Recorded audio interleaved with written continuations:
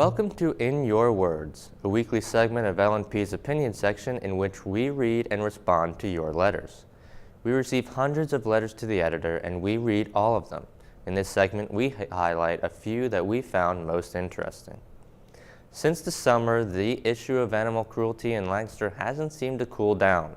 Animal lovers in the county are still unhappy with the way their furry friends are treated here. Some, like Mountjoy's Bonnie Meads, are unhappy with the way former SPCA director Susan Martin has been portrayed. She writes, "It's a shame to see all these animal welfare groups and even the DA's office unable to agree on how to handle the important issue here, how to care for the neglected, abused, and unloved animals of Lancaster County. I hope in some way Martin will continue her work in animal welfare. I'm thankful for all that she accomplished for the animals of Lancaster County." Places like the SPCA and Humane League of Lancaster indeed serve a vital part of our community. Renee Schaefer of Leola explains why she opts for shelters rather than a kennel when purchasing a dog. If you want a purebred or a mutt, go to the shelter and get one for a third of the price you will pay at a breeding kennel. You will get a good dog and potentially save a life. Lancaster County is doing its best to deal with this issue.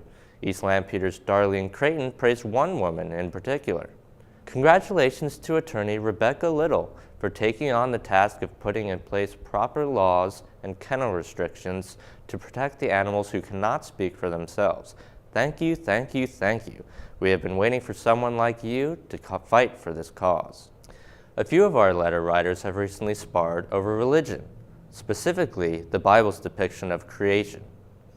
East Donegal resident Larry L. Garber, in support of creationists, writes, "Natural order was accidental. Biological life started from some amorphous mass and kept growing and evolving.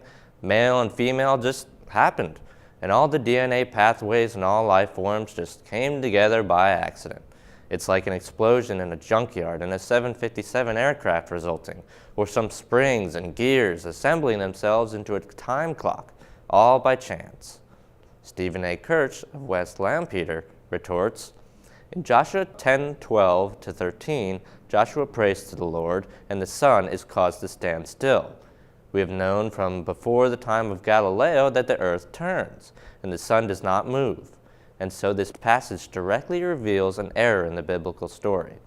I conclude that even if Noah's flood could ever be proven, which I sincerely doubt, the obvious biblical error in Joshua invalidates the creationists' logical progression. Now, as you well know by now, the election is finally over. Thank goodness. You may be celebrating or, well, packing your bags for your move to Canada. While some letter writers are either looking forward to or dreading the next 4 years, others, like York resident Turk Pierce, are focusing on what President Barack Obama is leaving behind. Pierce writes, "Under Obama, the economy is back to normal. We have gotten most of our troops out of Iraq and Afghanistan, and health insurance is available for more people. Not a bad legacy. Do you agree? Please tell us at lancasterletters@lnpnews.com.